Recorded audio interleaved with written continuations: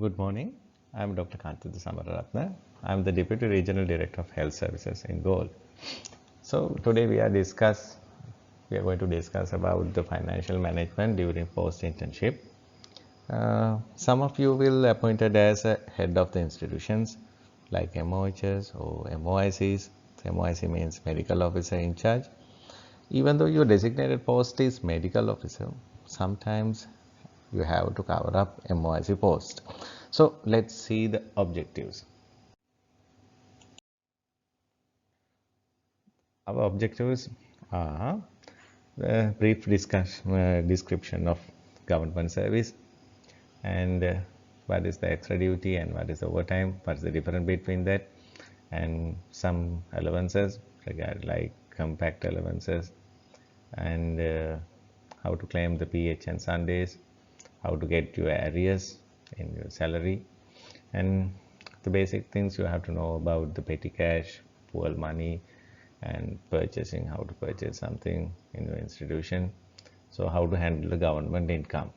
Those are the main objectives in our presentation. Let's go. So we all are government servants. In our country constitution, chapter 9 describes the government service.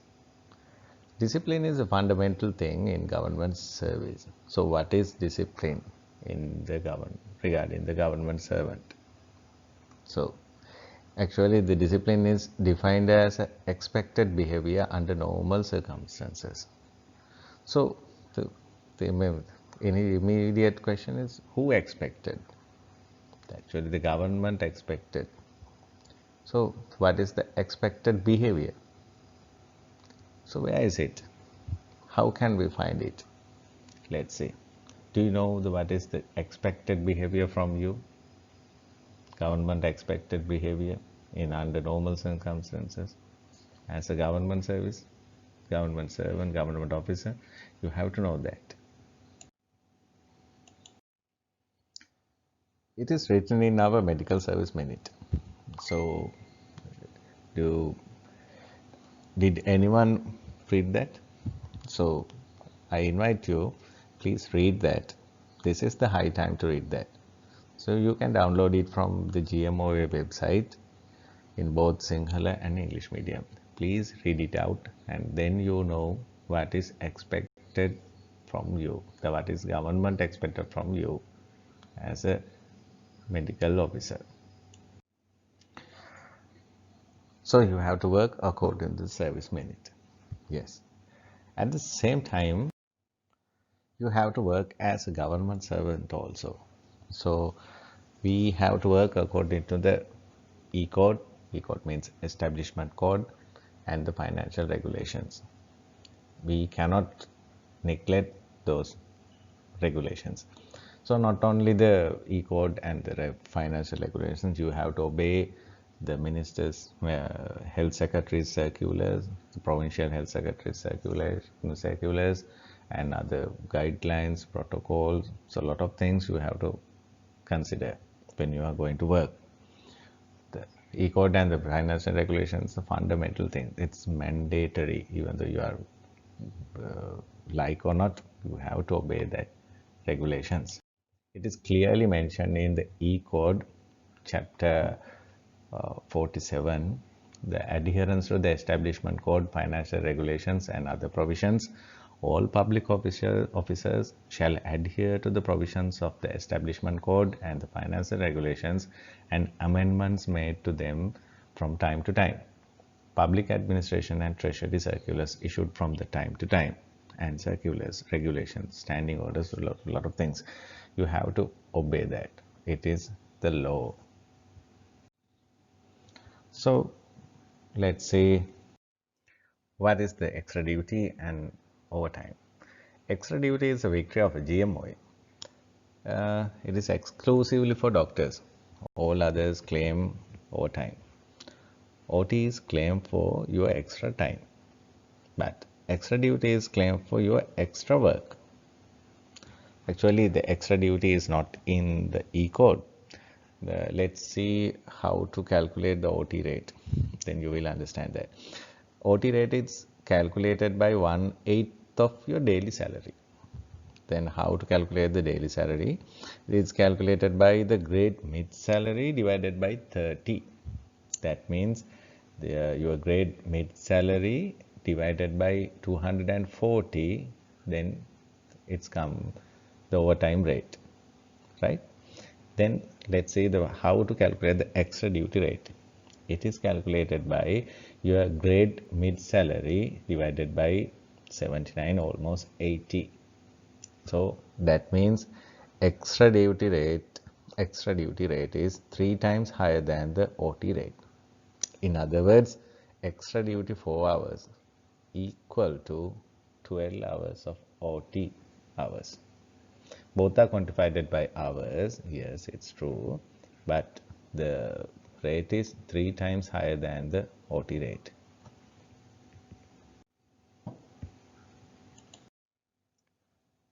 Regarding the extra duty allowance, please refer the General Circular number 1 to 19 2009 for more details. I will highlight some important things. You have to remember that. In order to claim extra duty, it is essential to work for minimum 6 hours duty, normal duty per day. So, it is mandatory to work 6-hour normal duty to claim the extra duty. Payable to minimum 1 hour and maximum 4 hours per day. For extra duty purposes, the working day is calculated as 12 midnight to 12 midnight. 12 midnight from today to 12 midnight in next day. The officers conducting clinics like MOHs, they can claim maximum 2 hours of extra duty per day. But due to the COVID-19 situation, that limitation is not there currently. Then other thing is, the medical officers are entitled for extra duty for our work done in excess of 6 hours of public holidays and Sundays, apart from the 1/20th allowance claim for the working on Sundays and public holidays. Let's see the OT rates. Current rates are much more higher than the previous one. You can see there, so previously the preliminary grade medical officer get 335 rupees per hour. Now it's 687. Grade 2, you can claim the 796 per hour. Grade 1 officer, more than the 1000 rupees per hour. That's the achievement of the GMOA and our unity. Now we can claim something better OT rate.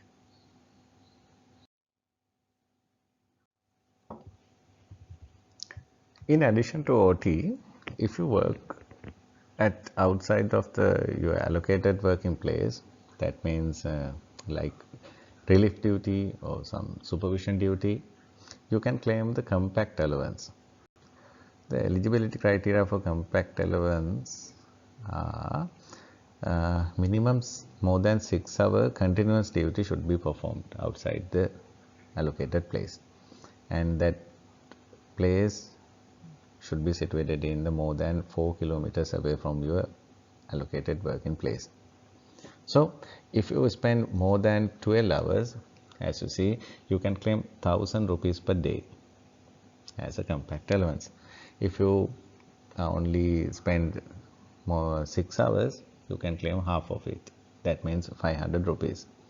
If you spend 24 hours, you can claim, in addition to 1000, you can claim another 50% of that. That means 1500 per day.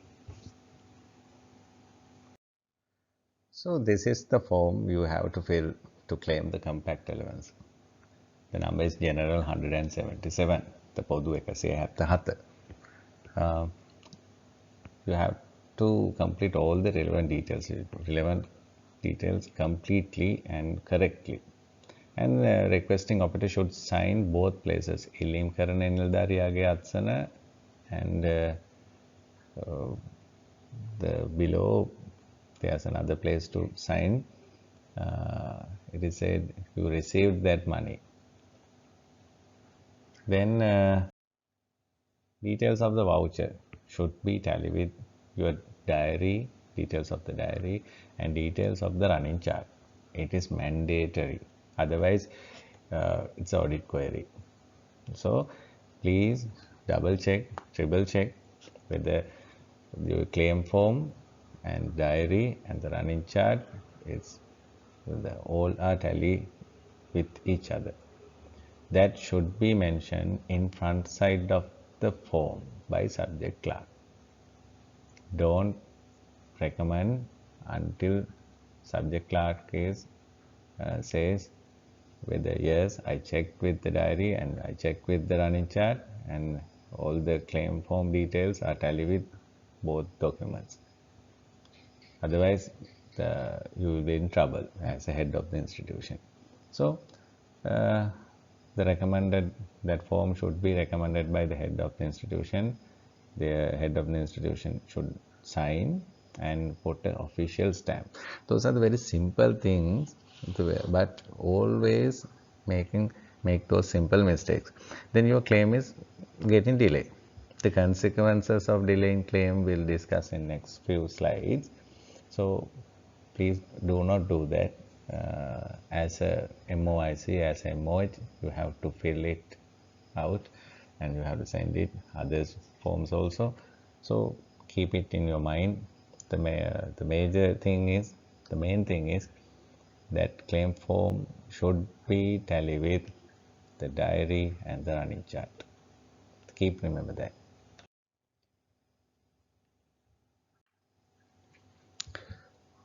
This is General 35 form, the Podu 35, the most commonly used form.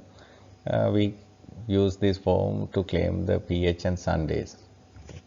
So, it's the same as the Podu 170, General 177, previous one.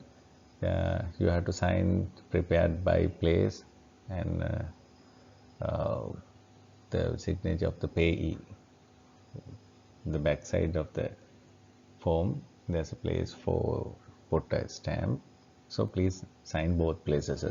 Should be complete all the relevant details very correctly, then put your signature in both places. And this form also you have to double check with your diary and your running chart if necessary, right? Then that should be mentioned in front side of the form by the subject clerk. The same principles are applicable in Podu 35 and Podu 170. Then after that checking, you have to sign recommended as a head of the institution with your official stamp. Previously I said what happen if the claim is delayed. Your claim so it should be produced within 1 month of period. If it is delayed more than 1 month, 3% deduction is applied. If it is delayed more than 2 months, 5% deduction will apply. So more than 3 months, 12%. So more than 4 months, every month, 15% will deduct. So don't make any mistakes. It's a very simple form. You can prevent the unnecessary delay from your claim. Here I mentioned some basic allowances. You already know the data allowances 35,000, telephone allowances 4,000. Then the language allowances, the allowances you may miss in new place. So provide your certificates, educational certificates, and get that language allowance. Others are already you will get already you got those allowances. So remember the languages about the language allowances, then you will not miss that. Okay, now we come to talk about the arrears. Due to various reason, we are getting late in our grade promotion, our salary conversions. So, I don't know why I'm not going to comment on that, but if you got an arrears, the first thing is you have to make a request, then complete the document set, right? Complete your personal file, then the responsibilities goes to subject clerk, personal file subject clerk. That's the place establishment of new salary scale. After establishing that salary scale, the responsibilities goes to the account section. Then they have to calculate the arrears. After calculating that, the approval is done given by RDHS. They have to get the approval from RDHS. After getting the approval, payment will be done by accountant.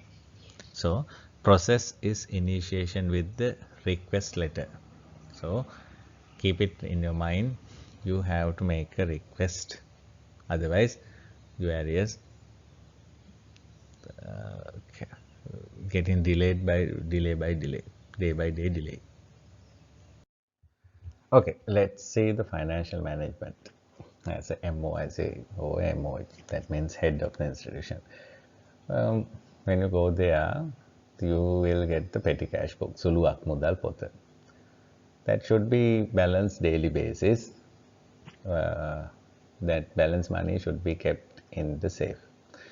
This petty cash is given for you for the day-to-day maintenance work. There is a daily maximum limit for the petty cash expenditure. So you cannot exceed the limit, daily limit. So first of all, you have to get to know what is the daily limit from your institution. It is different from institution to institution. So get to know about that from the RDO accountant. So if you want to do something, if you want to expend your expenditures exceed the limit, daily limit, so what you can do is, the official way is, you can get the prior approval from the URD, right? That is the official way. The other way is, it's unofficial way, you can divide it in the expenditure into two bills, 2 different days, 2 or 3 different days, you can divide it into that, then you can purchase it and do the your maintenance work, right? Then we come to the fuel money. Keep remember, it is only for fuel, not for anything. Same as the petty cash, you should balance the daily basis. The balance money should kept in the safe. That government money you cannot keep with you. Remember that, right? Even though you are not spending, you cannot keep with you. Government balance money should always kept in the safe. Okay, let's come to the purchasing. If you want to purchase something, the first thing is you have to request for approval from the RDHS. Then it's come to the second step, call for, after getting approval, you have to call for quotation. Usually we get 3 quotation, but it's not mandatory. In special circumstances, you can go proceed with single quotation. It doesn't matter. If it is difficult to find, if it is cannot find the supplier, 3 suppliers in that area, okay, proceed with the single quotation. The third step is selecting the quotation. That means evaluation. Usually, simple way is the lowest bidder, selecting the lowest bidder. That thing also not mandatory, considering the quality and other warranty, quality and other considerable things. You can go for the higher quotation also. So after selecting the supplier, you can purchase or given by the purchase order. Then we come to the payment level. For the payment, we need 2 things. One thing is invoice, that is bill. Other one is good receive note. Good receive note is the confirmation from the relevant officer, relevant responsible officer, that confirming that item is received in proper way with the good quality, good condition, and it is entered to the inventory also. Then you can proceed with the payment. Then comes to the government income. The handling government income, it's not much in our hospital. Our income is mainly due to the medical certificates. So any income you should deposit into the government consolidated fund in daily basis. That is in the financial regulations. The money you cannot keep that money with you. If it is difficult to deposit in daily basis, at least try to deposit in weekly basis. Otherwise, you will be in trouble in audit. So, uh, do not keep with you that money, right? You cannot keep that government money with you. Then this is the very basic fundamental things. It is not actually the financial management, but as a habit, please check your salary slip when you get immediately when you get the salary slip. Please check that. The most of the times, the subject clerks, accounts clerks make mistakes, right? As a habit, please check your salary slip. Then make a habit of filing that salary slips. When you're going to get a loan, when you're going to prove your salary, it will help you. Then remember the increment date and produce the increment form without any delay. We are losing a lot of money with that delay. With our busy schedules, we forget about it, and we not actually it's not forget about it. We are not paying much attention to our salary, so we will lose a lot of money with that. So proceed with the without delay. Then I would emphasize the research allowance. It is actually 1/3 of basic. That means every 3 months you got extra salary. So think about it. Try to do a research. It's a professional. It's good for the professionalism. It's good for the country. It's good for the yourself, your academic process. Then financially also you are benefited with research allowance. So consider about that. Uh, it's a great amount, so don't waste it. Before finishing my presentation, I would like to show a small video clip. I see something from you, but I don't know You what and is I it. are not Let's very see. different from this flower, just like this flower is unique.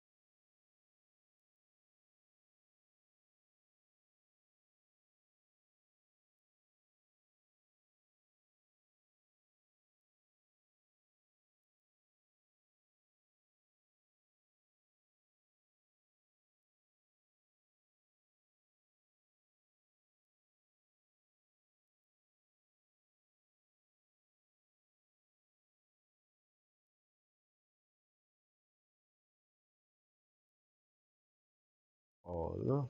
Thank you very much for your listening. If you have any doubt, if you want to clarify anything regarding the financial management, I'm talking about the very basic things and very common things. So, those are the things usually the commonly faced. So, all the best for your future. If you have any doubt, please don't hesitate to contact us. You can email it or you can send a message in our chat box. Then we will answer that. Thank you very much. Have a nice day.